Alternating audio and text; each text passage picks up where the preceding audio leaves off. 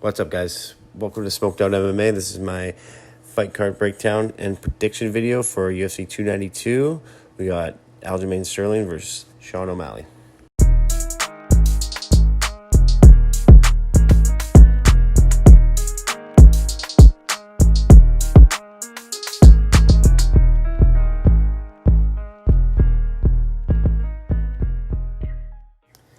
Okay, guys, welcome. It's my fight prediction and breakdown video for UFC 292. We got a great card coming up here. Main event is Aljamain Sterling versus Sean O'Malley for the bantamweight title. Co-main event is Weili Zhang taking on Amanda Lemos for the strawweight title. Both fights are going to be bangers. The main event and co-main event going to be electric.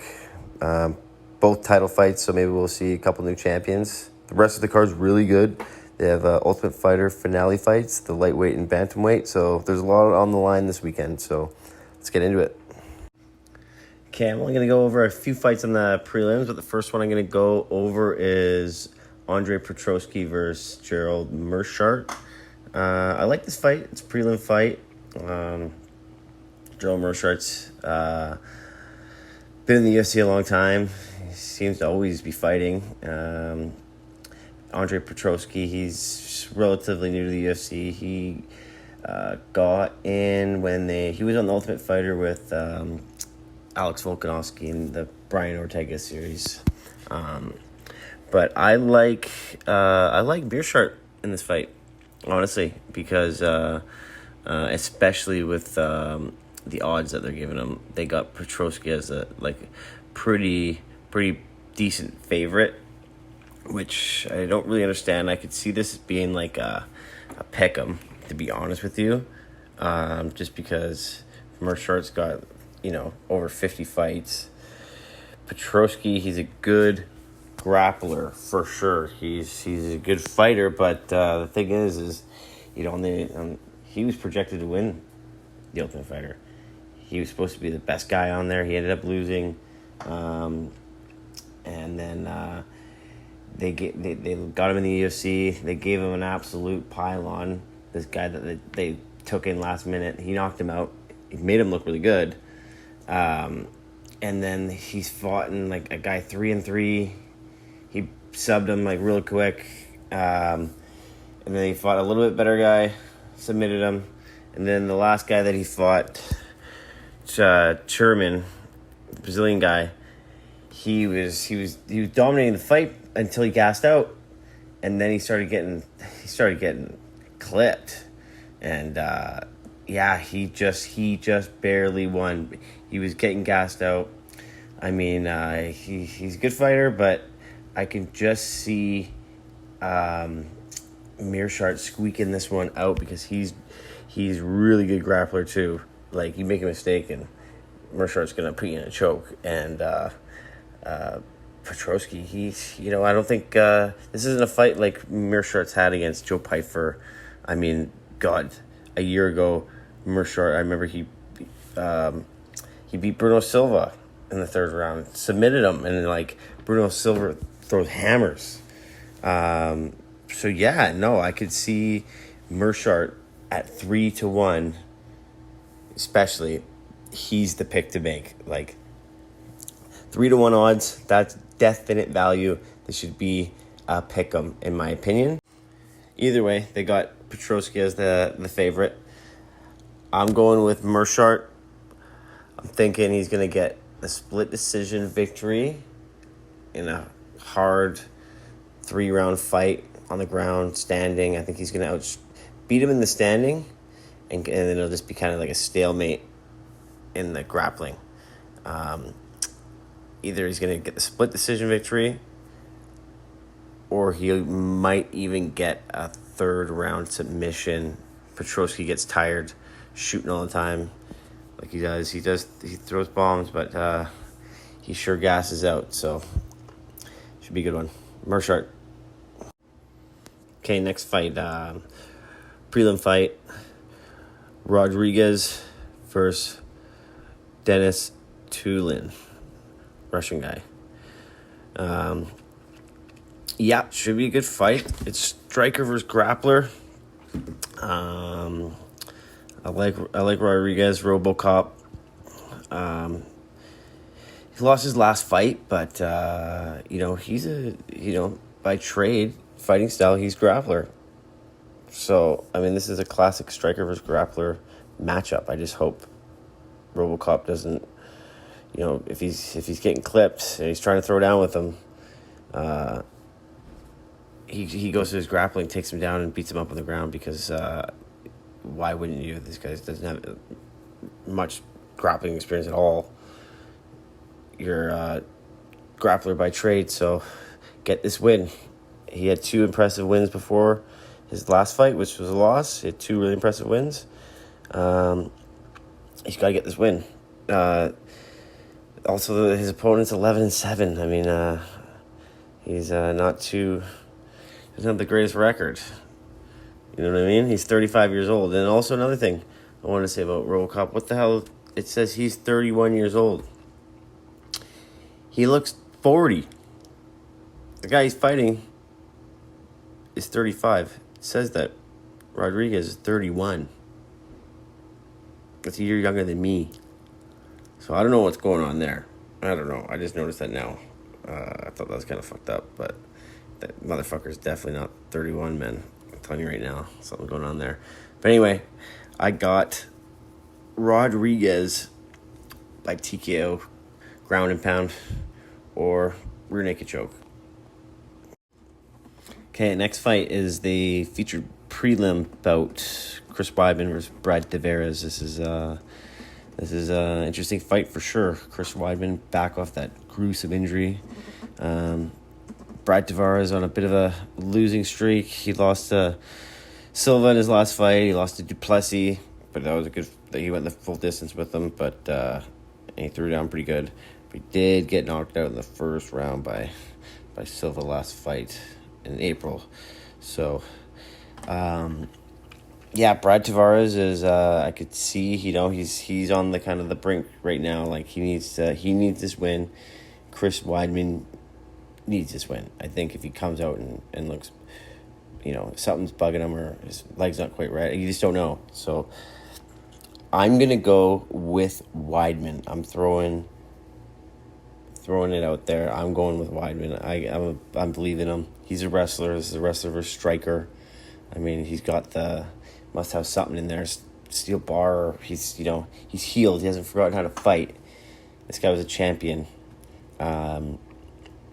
But it's a gamble. This is a gamble. This is a good fight just to watch. I mean, just it's just nice to see that Chris Weidman's back, but he is a big underdog, and who knows? Maybe he's fine. He's completely fine. If he's completely fine, he will mop the floor with Brad Tavares, guaranteed. So I'm going with Weidman. Either the split decision, or he's gonna get TKO from the ground, probably take him down and beat him up on the ground. So yeah, Weidman, that's who I got for this one. Okay, on to the main card here. First fight of the main card, Chito Vera versus Pedro Munoz. This is a good fight. Chito Vera, great fighter. He lost his last fight. He got dominated in his last fight. I was rooting for him that fight. Sandhagen destroyed him. But before that, I mean, he kicked Dominic Cruz in the head. He beat Rob Font. He beat Edgar. He was on a run there. He beat O'Malley. Chito Vera's legit. Like, he should be. They're saying if he wins this one, he's and O'Malley wins, then that's going to be the next title fight at bantamweight. So he's got a lot to win here. And Pedro Munoz, he's 36. He's only won one of his last 5 fights. I mean, he got poked in the eye by O'Malley, but he was getting pieced up. I think it was only a matter of time he was going to get done in there. But he's still dangerous. He's still a good fighter. Pedro Munoz is in and out, and he can do it all. So It's a dangerous fight for Cheeto. He's gonna have to be on his best. He's gonna have to be on his A game. So this is gonna be a banger fight. Definitely gonna be a banger fight. I'm taking Cheeto Vera by probably second round KO or even third round KO. Okay, next fight. Dave Bautista, Damon Blackshear. This is interesting because Cody Garbrandt had to pull out of the fight. He was supposed to be fighting Dave Bautista. He pulled out. Damon Blackshear, he fought last weekend, and he won by a twister. The third only twister to be done in UFC history. Yeah, it was unreal. He's new to the UFC. Somewhat new to the UFC. He's been in there like a year. He's only got 2 wins. And he's a good fighter. So he's on his way up. He took this fight on just a few days' notice. He fought last weekend, which is unreal. So he's fight ready. He's ready to go. He didn't take any damage. So it's I can see this being a good fight. But I'm just gonna go with Bautista in this one, because he had the full camp. That's pretty much it. I'm basically flipping a coin on this one, but it could go either way. I mean, this guy, he's rolling off that twister submission victory. He's probably feeling pretty good. But, Bautista, he's pretty wiry. He's won 4 of his last 5, 3 of them in the first round. So I'm going to go with Bautista, just based off of his last 3 fights being in the first round. And Blackshear on short notice, he might not be mentally and too prepared for this one. I mean, he beat the last guy by twister, which is amazing. He did have his fingers in the glove. He did kind of cheat, but anyway, that's besides the point. Should be a good fight. I'm going to go with Bautista. Okay, here we go. Into the nitty-gritty. Ian Gary versus Neil Magny. Gotta go with my boy Ian Gary. This guy's an absolute stud. He's a superstar right now. 6'3", massive reach, 12-0. His last fight against Daniel Rodriguez kicked him in the head. The guy's unreal. He's been training with Charles Oliveira. He's doing his thing. He's getting better and better. He was supposed to fight Jeff Neal. He pulled out. And Neil Magny took this fight on short notice. Neil Magny won his last fight, but all he did was hold the guy up against the cage. He didn't do much at all. I could see, Neil Magny on his way out of the UFC pretty quick. I mean, he's in the rankings, but he hasn't done much lately, if anything. This is a great opportunity for Ian Gary.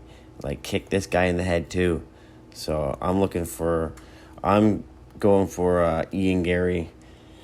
I could see him battling it out because Neil Magny's going to try and pin him up against the cage, get him to the ground. It's just only going to be a matter of time before Ian Gary clips him with his punches or kicks him in the head. One of the two. So yeah, I'm excited for this one. I'm always excited with Ian Gary. Based on the short notice too, Neil Magny. I mean, the size is. I was thinking about the size could be a factor because Neil Magny, he's 6'3" too. He's 6'3" as well, and 6'3" for the welterweight division is tall. So that's usually Ian Gary's advantage, is his length and his reach, and he's fast and skilled. But he's a new fighter with not as much experience as these guys, but he's just a just a absolute gifted human to be fighting. So, yeah, he's definitely, this is an absolute lock. Absolute lock. Put it in a parlay or, it's tough because you're only going to get small odds. But anyway, Ian Gary, head kick knockout. He's dead. Okay, here we go. Co-main event. Weili Zhang, Amanda Lemos. This is actually a really tough one to call. This is a good matchup. I mean, Weili Zhang, she got her title back. She's just a nuts fighter, a nuts woman fighter. She just trains every day, eats, trains. That's it. Just like she's just incredible fighter. But Amanda Lemos, if you go and you look at her highlights, she is like vicious. Like that chick, she's mean. She fucking throws hard punches. She's a good fighter. So I could see this going either way. If Amanda Lemos were to win, it would be by knockout, and I could see that happening. But my gut is going with Weili Zhang. But I could see Amanda Lemos because she throws with everything she's got. Like she cracks, especially for a woman, right? She cracks people. So Weili Zhang, she got head kick knocked out not too long ago by Rose, and Lemos is a 3-1 underdog. So I mean, just with the fighting style, they're both strikers. I like how Lemos is the southpaw. So my gut's saying Weili Zhang's going to win, but my gambling side would have to go with Lemos just on the fact that 3-1. I think that it should even be a bit closer than that. It should be. I think Weili Zhang should be a favorite, but I don't think 3-1 does Lemos' skill justice. But anyway, I could see this going either way. I wouldn't be surprised if either one were to win. But I'm going to be putting my money on Lemos. I have a feeling Weili Zhang my gut saying Weili Zhang's going to win. But the numbers and I'm feeling like it's a smart bet to be putting it on Lemos. So I'm probably just going to make a single bet on that fight and see where it goes. And here we go. Finally, the main event. Aljamain Sterling versus Sean O'Malley. This has got a lot of hype to this fight. I'm really excited for this fight because Sean O'Malley, when he went and fought Peter Yan, I was like, oh no, I don't know how well he's gonna do. Like, Peter Yan's good all around, and he fucking did. He did unreal. I mean, he grabbed the fence a couple times, but either way, he won that fight.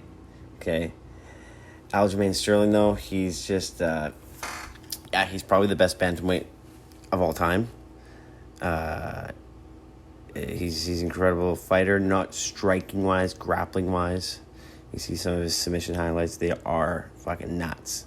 And we already know what both their game plans are. One's a striker, one's a grappler. So,